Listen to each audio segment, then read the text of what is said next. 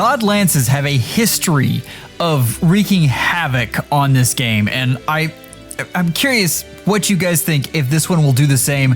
Let's get into Caeda and the rest of her clan. So, Lance, Infantry, Fodder Factory. First off, celebrate because you no longer have to use Ganglot. That is amazing because Ganglot is terrible and this unit is not. We have Pure Wing Spear, effective against armor and cavalry. You get Slaying. You get at start of turn, if unit is within 2 spaces of an ally, grants attack speed +6 and the following status to unit and allies within 2 spaces for 1 turn. Unit can move to a space adjacent to any ally within 2 spaces. That's kind of lackluster, but the rest of this is really cool.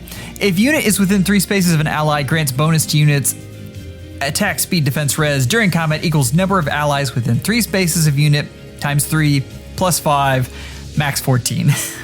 So I mean, honestly, like realistically for an omnitank you get 2, at most 3, but most of the time for good defenses you only get 2 around you. So that's 2 times 3, which is 6 plus 5. Most of the time it'll be 11. Reduces the percentage of foes non-special. So this is DR piercing of 50%, which is good. It excludes AoEs, which is okay. And also, if unit deals damage to foe during combat, restores X HP to unit. If foe is armored or cavalry, X equals 14. Otherwise, X equals 7. Triggers even if 0 damage is dealt. All right. This is good, and at this point, if you were a little underwhelmed, that would be understandable. But let's look at what else is coming here. So we've got Luna, and we've got Distant Bonus Doubler, because we needed to power creep Distant Counter even further. So, I mean, it's just like it sounds. It's Distant Counter and Bonus Doubler, and that's kind of great all in of itself. Lull is not the biggest thing being used right now because so many good B skills exist. So we don't have a whole lot of counters for that. That's excellent. Let's get on to what really makes this unit special and what makes my eyes pop out here. Believe in Love? Question mark. Believe in love? If a skill compares unit speed to a foe's or ally's speed, you get the Phantom +7. Inflicts attack speed defense -5 on foe during combat and grants bonus to units attack speed defense res during combat equals current penalty on each of unit stats ×2. This is very good because penalties they run amok right now. And also, if unit speed is greater than foe speed, reduces damage from attacks during combat and from area of effect specials by max of 50%. Excellent. We're doing great. If foe is armored or cavalry, reduces damage dealt to unit by X. That's not a percent, that is X. X equals highest total bonuses among unit and allies within 2 spaces of unit, including from area effect specials. So, what we've seen here is that this is usually comparing whichever has the highest and taking that number. In general, you want to consider that to be about 24. That's a 6 Omni across the board. 24 true defense is kind of amazing, especially when you compare it to everything else. If I did my math wrong, I apologize. Please let me know in the comments. That does happen when you read it this fast, but true defense plus all of the other damage reduction on this unit is excellent. Now, if foe is not armored or cavalry, I don't know why they didn't just say flyer or infantry. Maybe we'll have a 5th class sometime, I don't know. Reduces damage from foe's first attack by 40% of X. So that makes sense. First attack means basically that allows for it to be brave.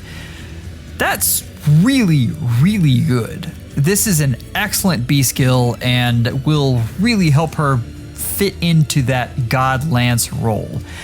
Defense res pledge.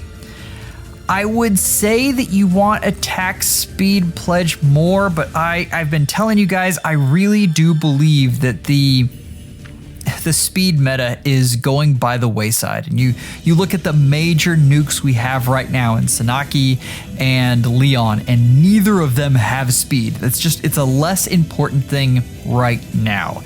And then we have guard Echo, and comparing this to Death Blow makes me laugh just a little bit more. Death Blow 2, or you get a better guard and damage reduction inside the same attuned skill.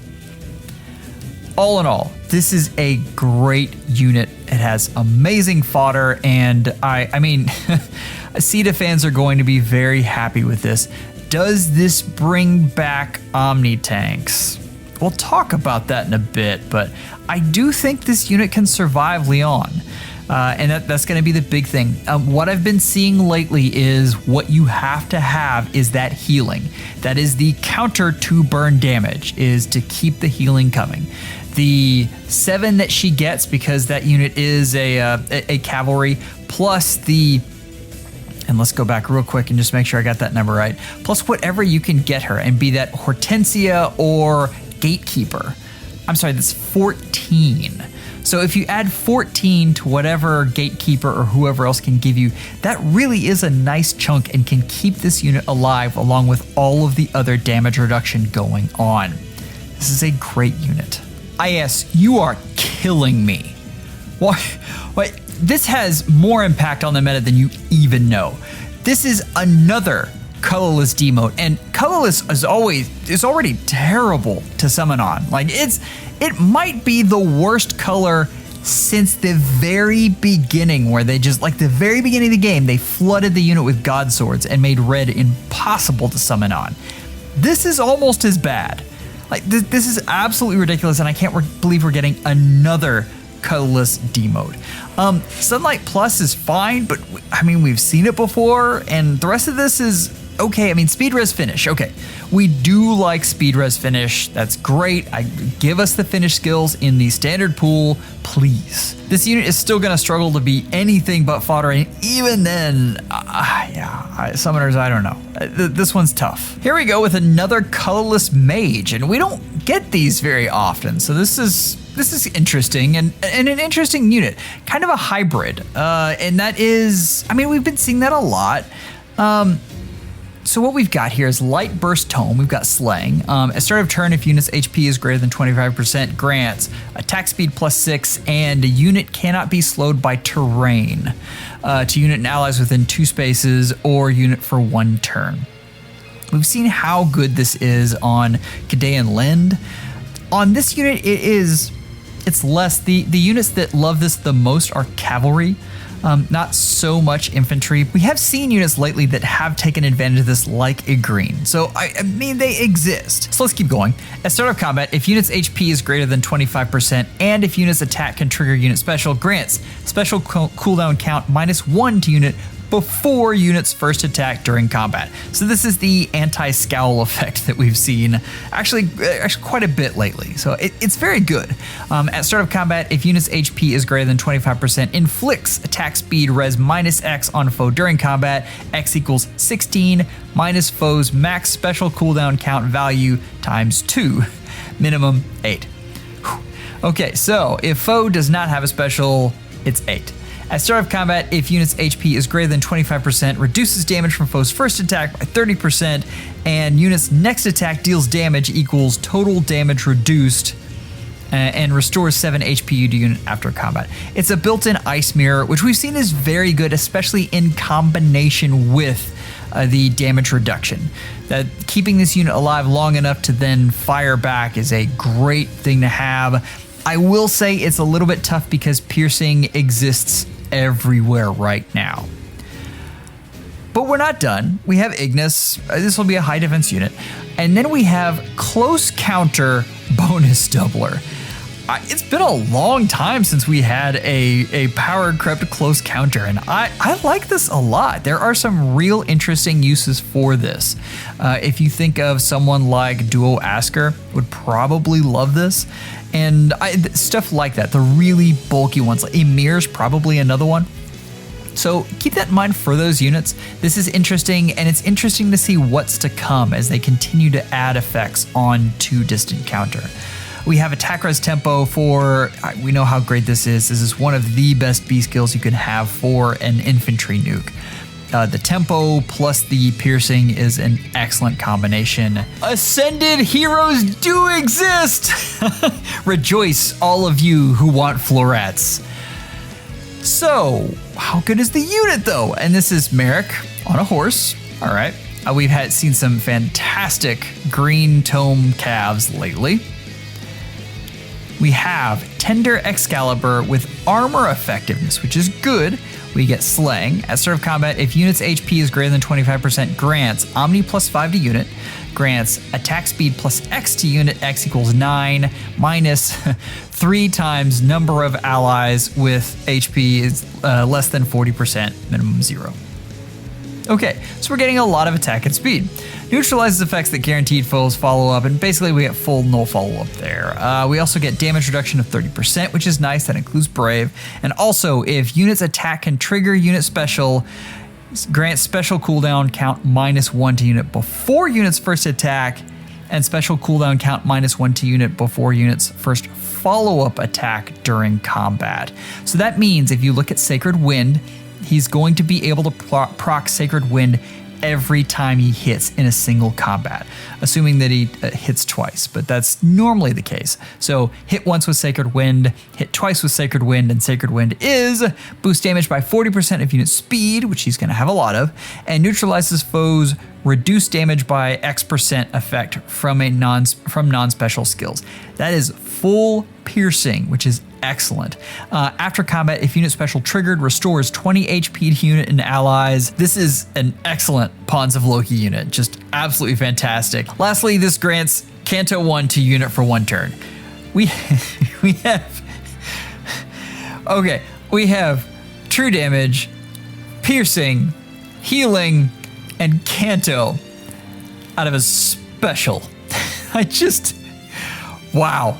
That is some interesting stuff there.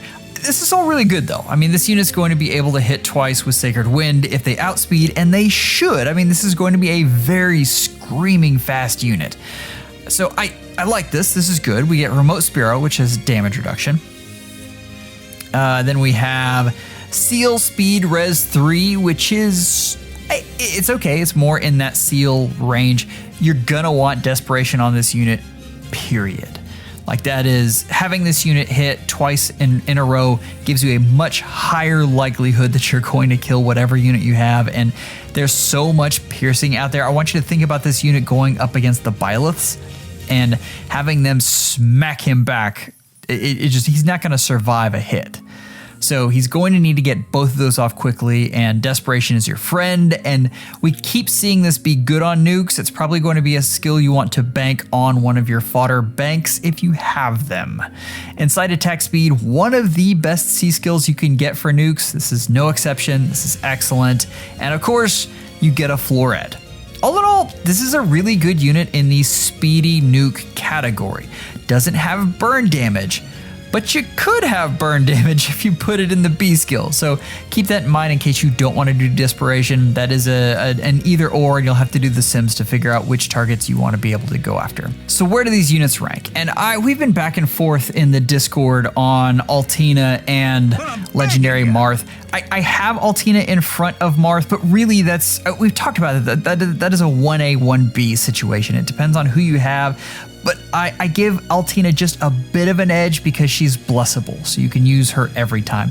I still think Miracle is one of the best things you can have on a unit, and it is very good on Legendary Alir. Caeda's right behind them though. I really like this unit, and she has a possibility to be higher. It's very hard to evaluate how these units with interwoven and stacking effects really play out in the meta. I think this unit is going to be very good though, and she has the ability to climb higher. I really like her as a fodder factory, which we'll talk about now. I think she is one of the best fodder factories. The reason I have her above Peony and Ivy is rarity. Right now you have a lot of ranged flyers and melee flyers. You do not have a lot of ranged omnitanks.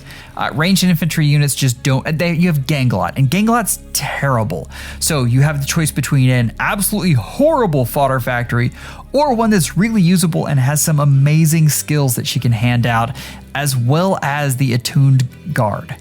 That's excellent, and I think that's why she is so high here. So understand, I probably like Peony more, but I can't put her higher than Caeda because of how many melee flyers there are. For Yulia, summoners, I mean, another infantry healer.